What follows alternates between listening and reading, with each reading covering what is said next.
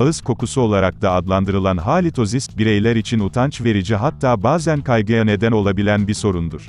Piyasada bulunan sakız, gargara, şeker gibi birçok ürün bu sorunu yaşayan insanlar için üretilmiş olsa da, bu ürünlerin çoğu sadece geçici çözüm sunar. Ağız kokusu, gıdalar ya da yetersiz ağız hijyeni nedeniyle oluşmuyorsa, bu sorunun altında farklı bir tıbbi neden olabilir. Ağız kokusu nefes verme ile birlikte dışarıya salınan kötü kokulu bir şikayettir. Bazı insanlar ağız kokusu az olsa da bu konu hakkında çok endişelenirken, bazı insanlar kendi ağız kokusunu fark etmeyebilir. Bireyin kendi nefesinin nasıl koktuğunu değerlendirmesi zordur. Bu nedenle, bazen ağız kokusunun varlığı birinci dereceden akrabalara ya da yakın arkadaşlara danışarak doğrulanır. Bu tarz videoların devamı için, kanalımıza abone olmayı ve bildirimleri açmayı unutmayın. Ağız kokusu varlığında ilk önce ağız ve diş hijyeni alışkanlıkları gözden geçirilmelidir. Yemekten sonra dişler ve dil fırçalanmalı, diş ipi kullanılmalı ve bol su içmek gibi yaşam tarzı değişiklikleri yapılmalıdır. Bu gibi değişiklikler yaptıktan sonra ağız kokusu devam ederse, diş hekiminize başvurulması gerekir. Diş hekimi, diş dışında ciddi bir durumun ağız kokusuna neden olduğundan şüpheleniyorsa, kokunun nedenini bulmak için hastayı ilgili bir uzman doktora yönlendirir.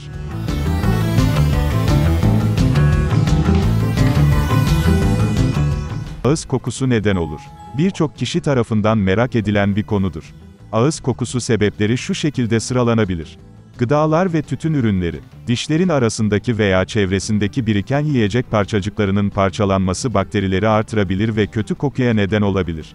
Soğan, sarımsak ve baharat gibi bazı yiyeceklerin tüketilmesi de ağız kokusuna neden olabilmektedir. Bununla beraber sigara içmek hoş olmayan ağız kokusuna neden olur. Sigara içenlerin ve diğer tütün ürünleri kullanıcılarının, bir başka ağız kokusu kaynağı olan diş eti hastalığına sahip olma olasılıkları daha yüksektir. Yetersiz diş bakımı. Düzenli diş fırçalamayan ve diş ipi kullanmayan bireylerde, yiyecek parçacıkları ağızda kalıp ağız kokusuna neden olur. Bu gibi durumlarda, dişlerde renksiz ve yapışkan bir bakteri plağı oluşur. Bakteri plağı temizlenmediği takdirde, diş etlerini tahriş edebilir ve sonunda diş ve diş etlerinin arasında plak dolgulu cepler oluşturabilir, periodontiş. Dil ayrıca koku üreten bakterileri de hapsedebilir. Düzenli olarak temizlenmeyen veya uygun şekilde takılmayan protezler, kokuya neden olan bakteri ve yiyecek parçacıklarını barındırabilir. Ağız kuruluğu, tükürük, kötü kokulara neden olan partikülleri temizleyerek, ağzı temizlemeye yardımcı olur. Tıp dilinde kserostomi denilen ağız kuruluğunda, tükürük üretimi azaldığı için ağız kokusu artabilir. Ağız kuruluğu uyku sırasında doğal olarak oluşur, sabahları insanlarda normal olarak gözlenen kötü ağız kokusuna yol açar. Bu durum ağzı açık uyuyanlarda kötüleşerek daha fazla fark edilir. Kronik kuru ağız, bazı hastalıklardan ya da tükürük bezlerindeki problemlerden kaynaklanabilir. Kullanılan ilaçlar ve ağızdaki enfeksiyonlar. Bazı ilaçlar ağız kuruluğuna katkıda bulunup dolaylı olarak ağız kokusuna neden olur. Bazı ilaçlar ise vücutta metabolize olup parçalandıktan sonra bir takım kimyasallar oluştururlar. Bu kimyasallar kan dolaşımına katılıp ciğerlere ilerler ve kötü kokuya neden olur. Diş çekilmesi gibi ağız ve çene cerrahisi sonrasında ağızda oluşan yaralar, kötü kokuya neden olabilir. Bunun haricinde diş çürümeleri ve diş eti hastalıkları da kötü kokulara neden olur. Burun ve boğaz hastalıkları, sinüs enfeksiyonları, geniz akıntıları ve boğaz enfeksiyonları ağız kokularına neden olur. Gastroözofajal reflü hastalığı gibi mide ile ilgili problemler ağız kokusuna neden olabilir. Bunun haricinde diyabet gibi metabolik bozukluklar veya kanserler belirgin bir ağız kokusuna neden olur.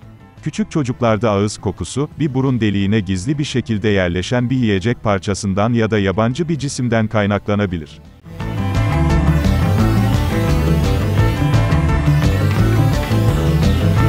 Ağız kokusunun diğer nedenleri şunlardır. Özellikle sinüs ve akciğer kaynaklı enfeksiyonlar. Şeker hastalığı, aseton kokusu gibidir. Böbrek yetmezliği, balık kokusu gibidir. Karaciğer yetmezliği, metabolizma bozuklukları, teşhisi zor olabilir, zaman zaman ortaya çıkan kötü bir balık kokusu. Açlık, diyet, ağız kuruması, oruçlu olmak gibi durumlarda, sıvı gıda eksikliklerinde vücuttaki yağ ve protein çözünmeye başlar, bu metabolizmanın yan ürünleri kötü ağız kokusu olarak yansır, ağız kokusu görülebilir.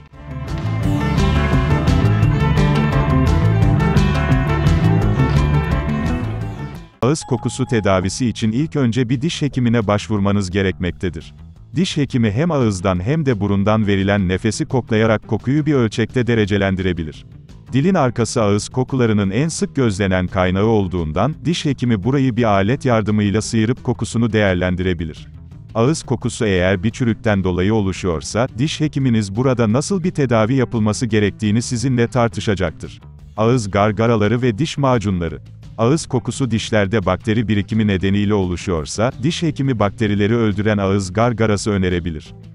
Bunun haricinde antibakteriyel bir madde içeren bir diş macunu da önerilebilir. Diş hastalıklarının tedavisi. Hastada diş eti hastalığı tespit edildiği takdirde kişi, bir diş eti uzmanına, periodontist, havale edilebilir. Diş eti hastalığı, diş etinin çekilmesine neden olur. Bu durum, oluşan bu boşluklara kötü koku oluşturan bakterilerin yerleşmesine zemin hazırlar. Buradaki bakteriler sadece bir diş hekimi tarafından temizlenebilir. Diş hekimi, diş ve diş etlerini sağlıklı bulursa, kokunun kaynağının tedavisi için hastayı farklı bir uzmana gönderebilir. Enfeksiyonların tedavisi için antibiyotik, reflünün tedavi ise diyet ve mide asidinin etkisini azaltmayı sağlayan ilaçlarla yapılır.